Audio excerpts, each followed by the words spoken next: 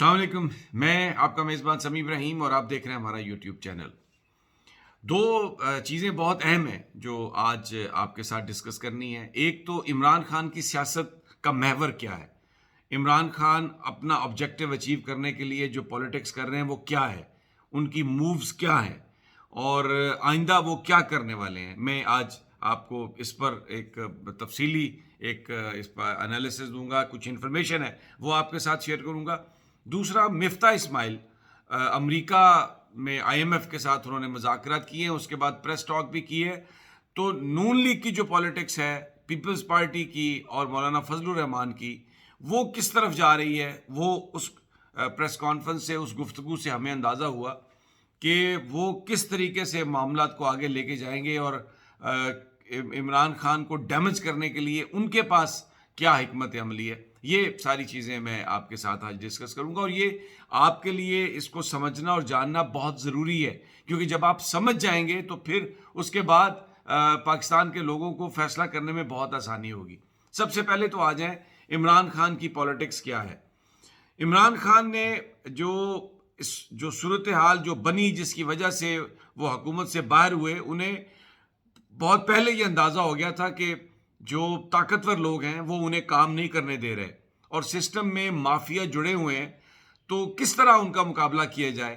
Parliament میں بھی کوئی بڑی اکثریت نہیں ہے اور انہی لوگوں کے جو نامزد لوگ ہیں انہی پر ڈپینڈ کر کے ان کی حکومت ہے. تو انہوں نے یہ پالیسی اپنائی آج سے کوئی تقریباً 8-9 مہینے پہلے, جس میں انہوں نے یہ فیصلہ کیا کہ میں ایکسپوز کروں سارے جو اس وقت جو طاقت کے مرکز ہیں جو حکومت کو بلیک میل کرتے ہیں اور جو یہاں پر پریشر پڑے ہوئے ہیں, میں وہ ایکسپوز کروں, پاکستان کے لوگوں تک وہ بتاؤں کہ اصل معاملہ کیا ہے. ہم لوگ یہ جو سمجھتے ہیں کہ غربت ہے, ہمارے پاس بے روزگاری ہے, پاکستان کی کہیں کوئی عزت نہیں ہے, ہم لوگ, ہمارے جوان مارے جا رہے ہیں, ہمارے لوگ مارے جا رہے ہیں, پاکستان کسی کو کہتا بھی کچھ نہیں ہے لیکن دہشت گردی کا نشانہ بنا ہوا ہے. تو یہ سب کیوں ہے؟ اس کو یہ جاننے کے لیے کہ یہ سب کیوں ہے اور اس کا سدباب کیا ہو, ضروری تھا کہ لوگوں کو پتہ چلے کہ اصل مسئلہ کیا ہے. تو یہی وہ پوائنٹ تھا جہاں پر عمران خان صاحب نے یہ کوشش کی اور اس کے بعد انہوں نے اپنی سیاست کو وہ اس چیز پر لے گیا کہ میں اب جتنا عرصہ بھی اقتدار میں ہوں, میں لوگوں کو بتاؤں کہ اصل معاملہ ہے کیا, جھوٹ کہاں پر ہے, سچ کہاں پر ہے, فراڈ کہاں پر ہے. اب تسلسل میں آپ دیکھ لیں سارے واقعات. D G I S I کی تقرری سے جو معاملہ کریٹ ہوا, انہوں نے وہ کوئی بالکل اپنی کو مرضی کا بندہ نہیں لگانا چاہتے تھے. ان کا کوئی یہ مشن نہیں تھا, کوئی مقصد نہیں تھا کہ وہ فلاں آدمی کو یہاں پہ رکھیں, فلاں آدمی کو یہاں پہ نہ رکھیں. لیکن اس ساری گفتگو کا ایک ہی مقصد تھا, اس سارے پروسیس کا ایک ہی مقصد تھا کہ پاکستان کے لوگوں کو پتہ چلے کہ معاملات کس طرح سے ہوتے ہیں.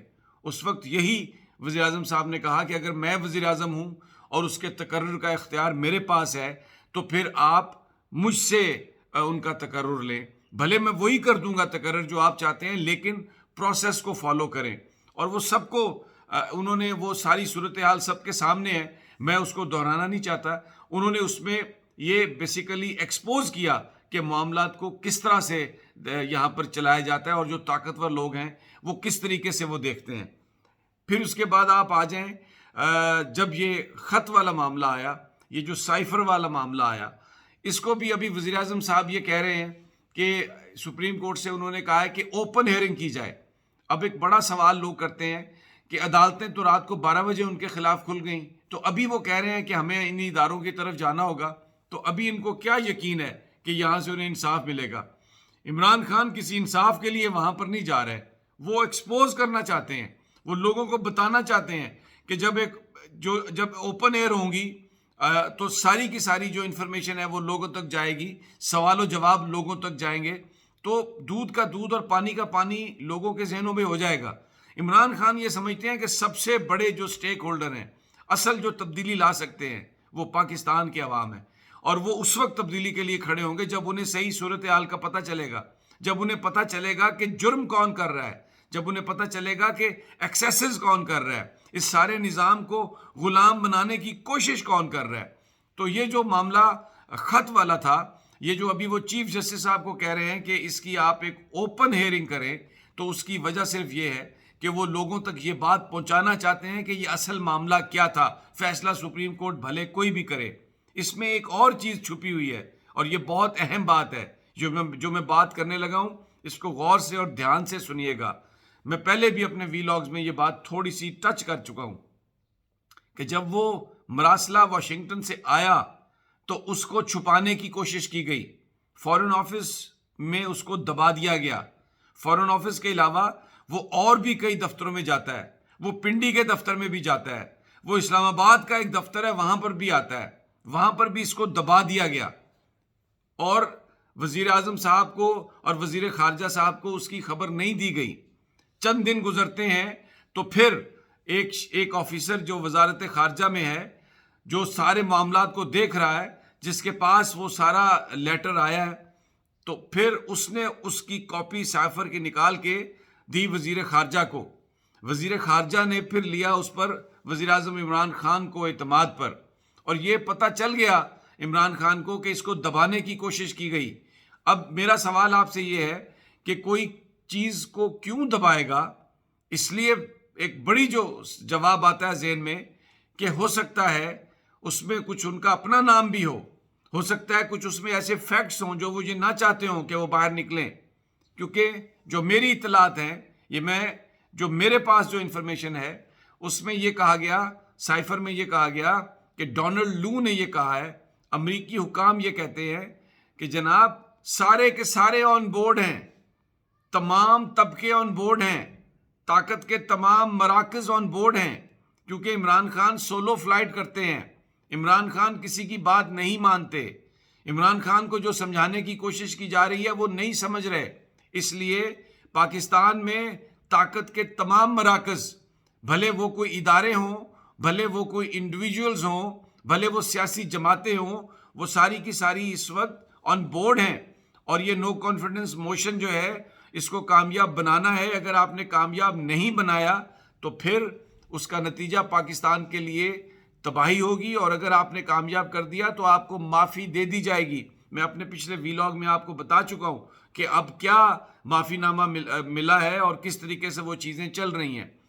تو شاید اس کو دبایا اس لیے گیا تھا کہ وہ کچھ پردہ نشینوں کے نام تھے اور ان کا مقصد یہ تھا کہ یہ باہر نام ظاہر نہ ہو.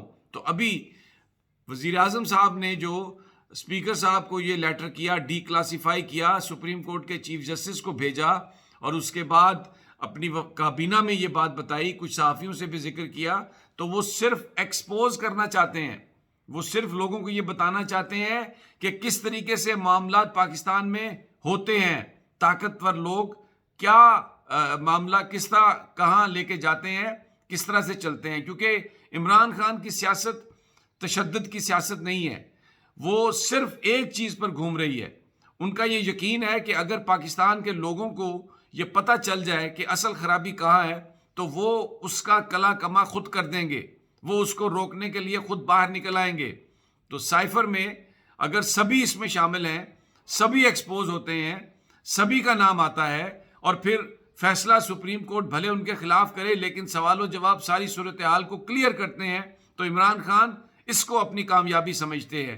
وہ یہ سمجھتے ہیں کہ بھلے اقتدار انہیں دوبارہ نہ بھی ملے، لیکن اگر پاکستان کے لوگوں کو یہ پتہ چل گیا کہ خرابی کہاں پر ہے تو بھلے آج نہیں، کل، بھلے پرسوں اس کا کلا کما وہ کریں گے. اس معاملے کو سیدھا پھر پاکستان کے لوگ کریں گے، اور یہ جو ایک جھوٹ کی منڈی ہے، یہ جو ایک جھوٹ کا کاروبار ہے، وہ رکے گا. یہ عمران خان کی سیاست کا محور ہے، اور وہ اسی لیے نہایت آرام سے، بڑے سکون سے، ان کو پتہ ہے کہ کون کون شامل ہے، ماضی میں کیا کیا ہوتا رہا ہے، کس طریقے سے یہاں پر معاملات کو چلانے کی کوشش کی جاتی رہی ہے، تو وہ تمام چیزوں کو ایکسپوز کرنا چاہتے ہیں. اور ایک اور جو واقعہ ہوا کہ مفتاح اسماعیل کا جو وہاں پر امریکہ میں IMF کے ساتھ جو مذاکرات کے لیے وہ گئے، اور پھر پریس کانفرنس میں انہوں نے جو قرآنی آیات تھیں ان کو دہشت گردی سے جوڑنے کی کوشش کی، عمران خان کو طالبان بنانے کی کوشش کی، اور یہ وہاں پر کچھ ہمدردیاں لینے کی کوشش کی کہ جناب یہ جو عمران خان ہے یہ تو طالبان کی بات کرتا ہے، یہ وہ جو ہے یہ جو قرآن کا جو انہوں نے حوالہ دیا، امر بالمعروف و نہی عن المنکر، وہ یہ جو سارا جو معاملہ ہے اس میں انہوں نے کہا انتہائی افسوسناک انداز میں کہ عمران خان اس وقت سیاست جو کر رہا ہے وہ انتہا پسندی کی سیاست ہے، اور اس لیے اس کا نکالنا اور اس کو فارغ کرنا بہت ضروری ہے۔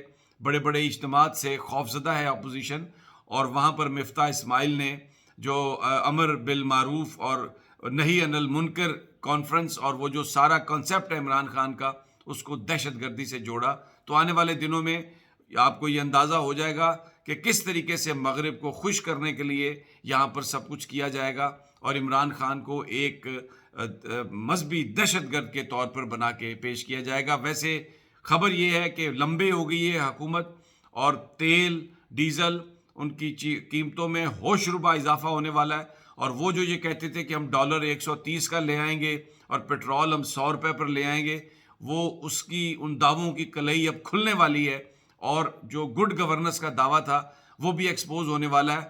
لیکن جو اصل بات یہ ہے کہ جس انداز میں سیاست کی جا رہی ہے اس کا ایکسپوجر عمران خان کی فتح ہے، کیونکہ پاکستان کے لوگوں کو اگر صحیح معنوں میں اندازہ ہو جائے، انہیں پتہ چل جائے کہ خرابی کہاں ہے، تو پھر صورتحال کو بہتر کرنے میں عمران خان سمجھتے ہیں کہ انہیں آسانی ہوگی۔ اگلی ویڈیو تک اجازت دیجیے، جلد ملاقات ہوگی، اللہ نگہبان۔